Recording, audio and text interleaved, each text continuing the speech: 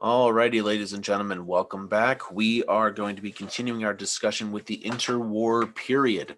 And we will be continuing from last time where we were talking about the stock market crash of November 1929. We are now going to be going into the Depression, the Great Depression, that is the result of the stock market crash. All right, so getting into it, what were the causes of the Great Depression? That's what we're going to be looking at and some of the effects of it, the impact. So, causes. Overspeculation on stocks. So, people are using borrowed money that they could not repay when the stock market crashed. So, when the stock prices collapsed and the stocks were suddenly worthless, um, yeah. Now, when you're buying stocks that are, like way up there in price, it's buying on margin. So like they're expecting to make a profit, but they wound up not. Another cause, the Federal Reserve. So the department of the government that is supposed to maintain the money, making sure that there's always money there. They failed to prevent the widespread collapse of the banking system. So, all right, so that is going to lead to severe contraction or restriction in the nation's money supply that is in circulation, that is out there for people to use. They thought that if they brought in a bunch of the money, that it would slow things down. It did the opposite. It actually made things even worse. All right. Also, the high protective tariffs. All right. So the high taxes on imported goods from other countries coming into the US, we're no longer able to pay for that stuff. And other countries are actually going to start struggling. So the Great Depression in the US is going to have a trickle down effect and affect other countries. So for the big buildup to World War II, one of those major ones that gets affected with the economic hardships is Germany, which gives rise to the Nazis and then all the craziness that follows there. All right. Now, how did the Depression affect the lives of your everyday Americans? Well, the impact is unemployment skyrockets, homelessness skyrockets, the collapse of the financial system. Yeah, banks are closing their doors forever. People who invested money, people who had just had money in the banks, they they lost all their money. So, a lot of people are facing a lot of economic hardships, which is trickling down into all aspects of their life.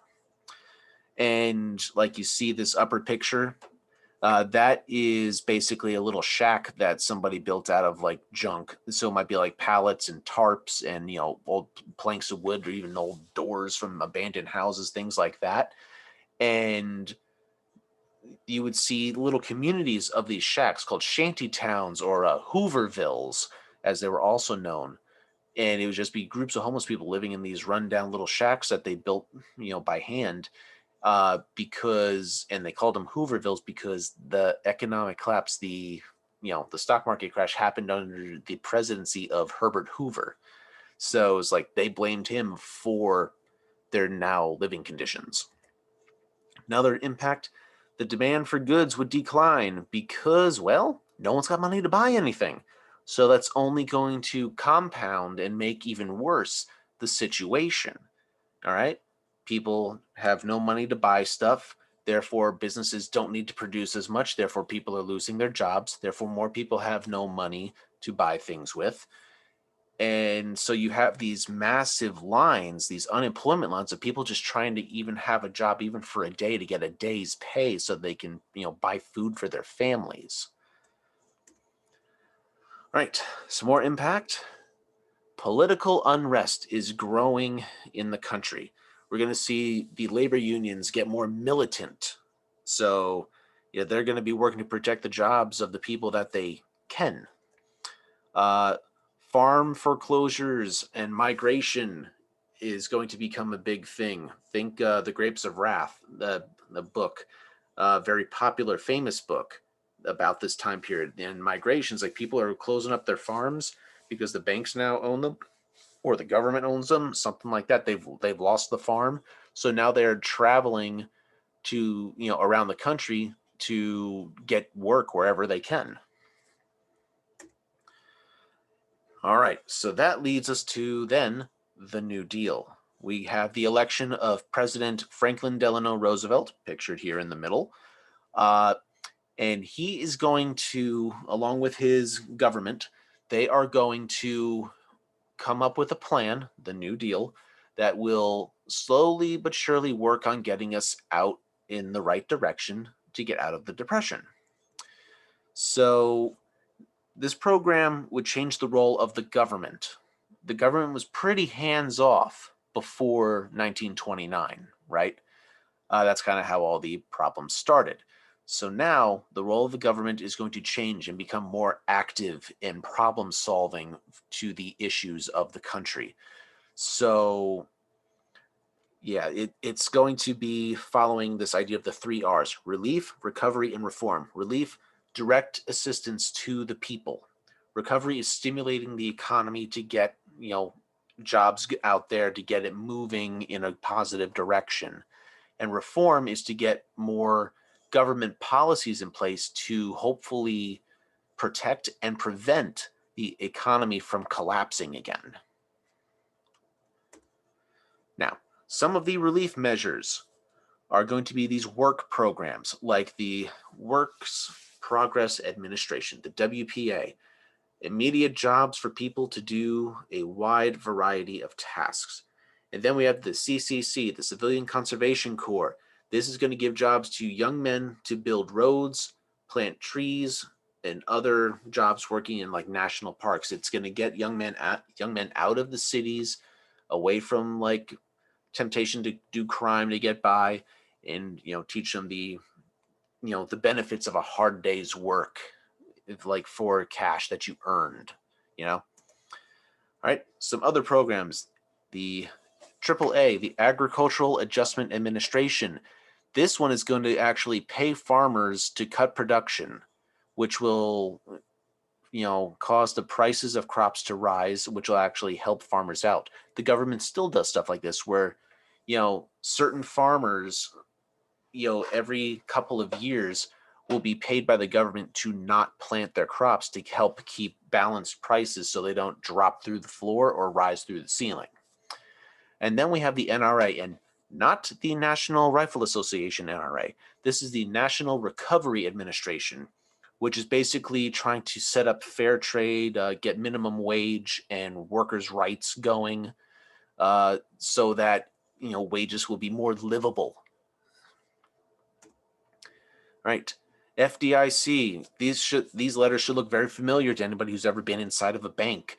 This is the Federal Deposit Insurance Corporation, basically protecting people's money in the banks, so that the bank has to be able to provide you your money back should you want to go in and take it out. So I think the limit is like $250,000 or something like that. But of course, if you have a bigger bank account than that, there are other programs in place. But this is the basics of it. All right. Then we have the Securities Exchange Commission, which would provide new rules under that the stock market has to follow to hopefully prevent another crash from happening. Right. Now we get to one that is very, very helpful and can also be controversial, like when you get in today with it. But Social Security. The Social Security Act would provide retirement plans for workers. So basically all retirement plans that anybody who has a job, pays into, that is Social Security. So that way you have money coming in to help take care of yourself when you are, no longer working. All right. Provides old age, survivor, and disability compensation. So money for you in old age, money to the people who survive you, like if you die before your wife, she still gets at least part of your Social Security pay. And any disability compensation. Say you get injured, and then you get extra money for that because, medical bills. All right, this is the longest lasting program of the New Deal because, it's still being used today. And this is, almost 80 years later. So no government programs have ever lasted that long, but this one did. All right. Permanent change in America comes from the New Deal. So that, the role of the government in the economy, they have a direct hand in what happens with economics, with the way money is made and used in the country. We're also going to see a change in people's attitude towards the government's responsibility, thinking that the government needs to have their hand in more things to help protect the people and provide for the people. We're also going to see organized labor acquiring new rights, and the New Deal setting in place legislation that's going to reshape the idea of American capitalism.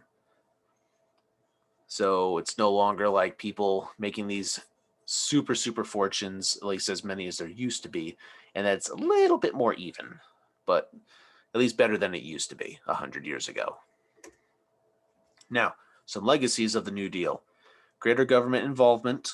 All right. Government is going to assume more responsibility over, public services. The government's size and power is going to grow as the expectation to intervene in the economy grew. Relationship between people and the government is going to change because the people, they want the government to increase its role to promote general welfare, have a basic standard of living that everyone is entitled to and protected by the government. The New Deal did not bring us out of the Great Depression. All right. It got us in the right direction, but it would actually take going to war to get us fully out. And when we talk about World War II, I will explain how that works. But that is for another time. So be sure to look over last time's lesson and this lesson because there will be a quiz on it next time. All right, guys, talk to you later.